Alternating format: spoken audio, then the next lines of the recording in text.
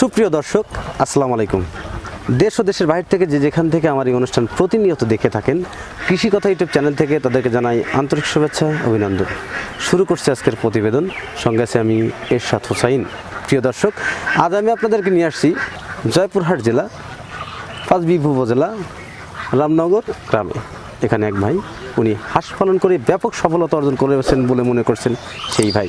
সেই সফলতার গল্পই শুনবো সেই ভাইয়ের কাছ থেকে। চলুন আর দেরি না করে শুরু করি আজকের প্রতিবেদন।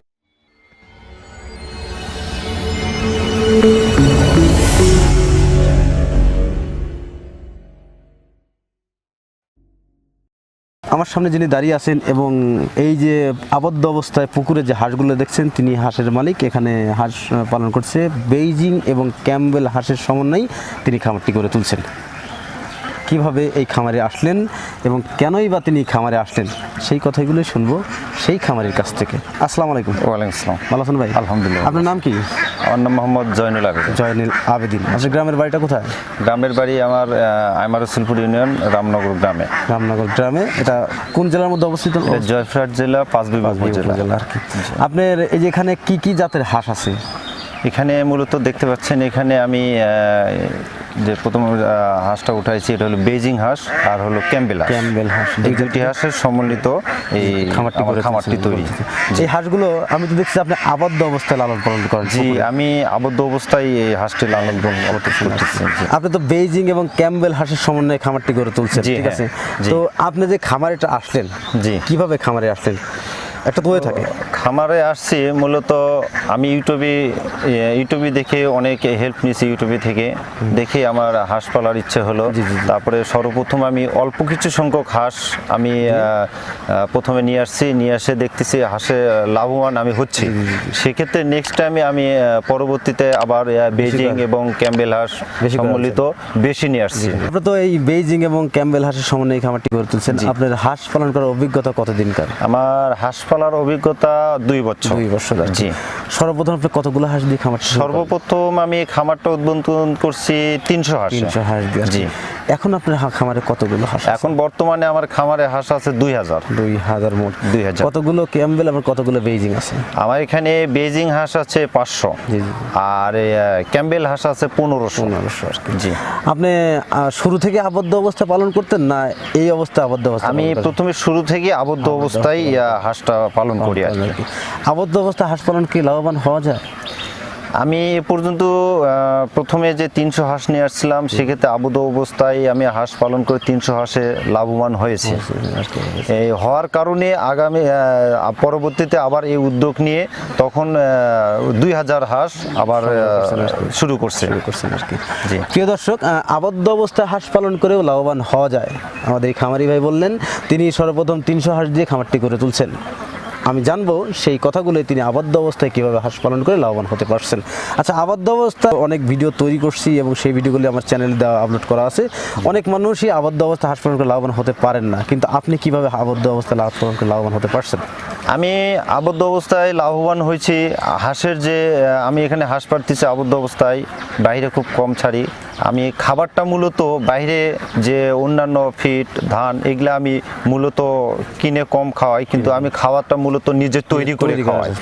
তৈরি করে খাওয়াতে আমি লাভবান হচ্ছি, কারণ তৈরি করে খাওয়াতে আপনার আমার খাদ্য খরচটা কম হচ্ছে আর কি। বুঝতে পারছি।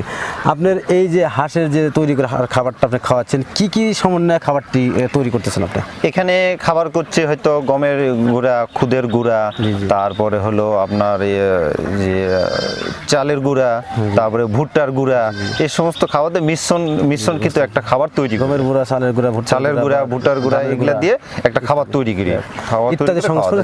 আচ্ছা, এই হাঁসটা শুধু আপনি দেখা করেন না আপনার লোক রাখা আছে? না, এখানে আমার কর্মচারী আছে, 2 জন কর্মচারী আছে। আপনি কতক্ষণ সময় দেন এখানে? এখানে আমি মূলত সময় দেই, সকালে হয়তো 2 ঘন্টা সময় দেই, আবার দুপুরে একটু আসি, আবার বৈকালটা সময় দেই। আপনি যখন এই হাঁসের বাচ্চাগুলো আনছেন, এগুলো যা ইউটিউবে দেখে বা উদ্যোগ নিজের বাচ্চা বেশি আনছি, প্রথম আপনি 300 বাচ্চা কোথা থেকে আনছিলেন? আমি প্রথমে বাচ্চা নিয়ে আসছি, আমাদের হলো পার্শ্ববর্তী 5 বিবি সাহারা পোল্ট্রি 6 ওখান থেকে 300টা বাচ্চা নিয়ে আসছিলাম। নিয়ে আসতে ওখান থেকে নিয়ে এসে বাচ্চাটা হাঁসটা পালন করে লাভবান হয়েছে বিধায় তার পরামর্শ অনুযায়ী আবার ওখান থেকেই আবার 2000 হাঁস নিয়ে আসছি। বুঝতে পারছি আর কি। আপনার যখন হাঁসের সমস্যা হয়, বিভিন্ন রোগ আক্রান্ত হয়, সেক্ষেত্রে আপনি কোন পথ অবলম্বন করেন বা কার কাছে যান? হাঁসের প্রাথমিক অবস্থায় যে সমস্যাগুলো দেখা দেয় সেক্ষেত্রে আমি সর্বসময় সাহারা পোল্ট্রি অ্যান্ড চিংসের ভাইয়ের সঙ্গে যোগাযোগ করি। তার সঙ্গে প্রোভাইডারের নামটা কি? সাহারা পুলিশের প্রোভাইডার হলো আপনার হলো শামীম হোসেন, ওনার সঙ্গে সর্বসময় সেলফোনে যোগাযোগ করি। তাছাড়া পাশাপাশি উনিও আসে, আমার সময় দেয়, আমার সেটে আসে, আমার সেট পরিদর্শন করে আমাকে ভালো মন্দ পরামর্শ দেয়। তাছাড়া কোনো অসুখ থাকলে মানে উনি ঔষধ নির্দেশনা দেয়, সেক্ষেত্রে তার পরামর্শে আমি আর কি হাঁসটা এই পর্যন্ত আসছে। আচ্ছা, আপনি তার প্রতি অনেক কৃতজ্ঞ আর কি। জি হ্যাঁ, অনেক কৃতজ্ঞতা। সে আমার প্রতি বেশি ফলো আপ করে, আমার সেটটার প্রতি মূলত ফলো আপ করে, সর্বসময় আমাকে পরামর্শ দিয়ে উনি অনেক উপকৃত। আপনার কি মনে হয় উনি আপনার দিকে বেশি নজর দেয় না আরো পাড়া প্রতিষ্ঠিত খামার তো আরো আছে আপনাদের এলাকায় আমার জানা মতে, তো তাদের দিকে এরকমই নজর দেয় আপনার কি? হ্যাঁ, মূলত আমার এখানেও আমি মনে করি আমার এখানেও বেশি আসে, সর্বসময় খোঁজ খবর রাখে, সেলফোনেও খোঁজ খবর রাখে, নিজেও আসে পরিদর্শন করে, ভিজিট করে, আর পার্শ্ববর্তী খামারেও যায়। বুঝতে পারছি। জি, প্রিয় দর্শক, খামারি ভাই যে কথাটা আমাদের বললেন যে শামীম ভাই যিনি সাহারা পোল্ট্রি অ্যান্ড 6 এখান থেকে বাচ্চাগুলো সংগ্রহ করছেন, আর এখান থেকে তিনি সব ধরনের সুযোগ সুবিধা পেয়ে থাকেন। এজন্যে অনেক মানে অনেক বল বা মনের জোরের সাথে উনি হাঁসের খামারটি পরিচালনা করতে পারতেছেন বা করতেছেন। যাদের বাচ্চা প্রয়োজন তারা সাহারা পোল্ট্রি 6 এখান থেকে বাচ্চাগুলো সংগ্রহ করতে পারবেন। আর বিশেষ করে একটা কথা বলি, আপনার এই হাঁস থেকে কতগুলো ডিম এখন দিচ্ছে?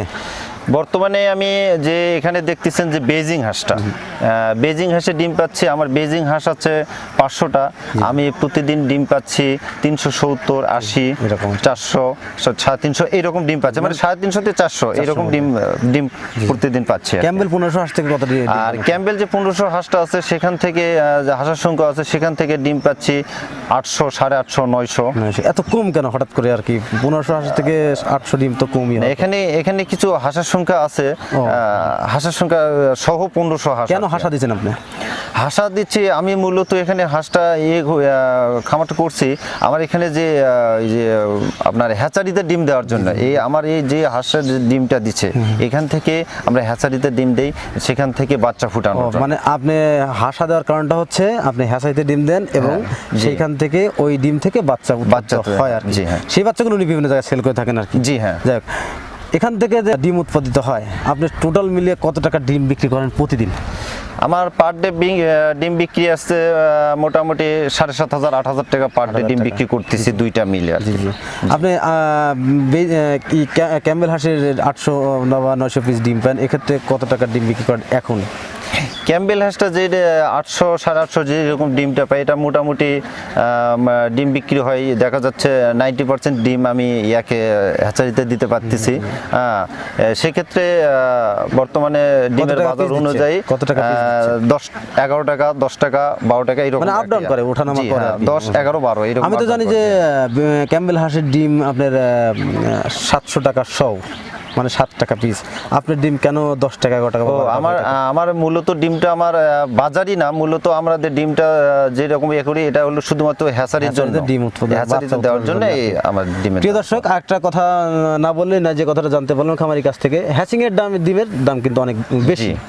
যে ডিম আমরা খেয়ে থাকি এই ডিমের চাইতে হ্যাচিংয়ের ডিমের দাম বেশি। কেন? কারণ ওই ডিম থেকে বাচ্চা উৎপাদিত হয় এবং সেই বাচ্চাগুলো বিভিন্ন জেলায় সেল করে থাকেন আমাদের শামীম ভাই। সেখান থেকে তিনি বাচ্চা কিন্তু সংগ্রহ করছেন।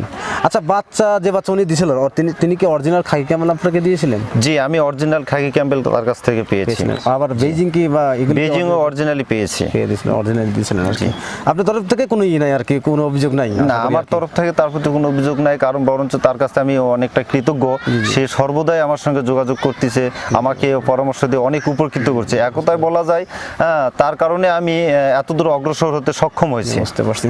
আপনি যদি 800 ডিম হয় তাহলে তো মনে করেন 8,000 টাকা। ওদিকে বেজিং হাঁসের 300 বা 350 ডিমে কত টাকা দাম দেয় আপনার? বেজিং হাঁসের ডিমটা বর্তমানে যে বাজার অনুযায়ী 30 টাকা 31 টাকা এরকম দামে বিক্রি করি। এই ডিমটা মোটামুটি প্রতিদিন 8,000 8,500 টাকা বিক্রি করে থাকে। এই ডিমটা আপনার 8,000 টাকার মতো, মানে টোটাল মিলে আপনার কত টাকা ডিম বিক্রি হয়? টোটাল ডিমে পার ডে আমার ডিম বিক্রি করে যাচ্ছে দুইটাই প্লাসে আপনার প্রায় 13-14,000 টাকা ডিম বিক্রি চলে আসছে, হ্যাঁ, পার ডে। তারপরে টোটাল মিলে আপনার কি পরিমাণ খরচ হচ্ছে আপনার? খরচটা মূলত আমি নিজে খাদ্য তৈরি করে খাই। আপনি যদি 8,000 টাকা বাঁচে আর কি হাঁসের ডিম থেকে, তাহলে প্রতি মাসে আপনি কত টাকা ডিম বিক্রি প্রতি মাসে আসতেছে মোটামুটি আমার এই পর্যন্ত আসতেছে 2,30,000 40,000 2.5 লক্ষ টাকা এরকম মাসিক, হ্যাঁ, আপ ডাউন মাসিক 2,30,40 2.5 লাখ এরকম মাসিক ইনকাম আসতেছে। জি হ্যাঁ। আপনার এই হাঁস পালন করার অভিজ্ঞতা কত দিনকার?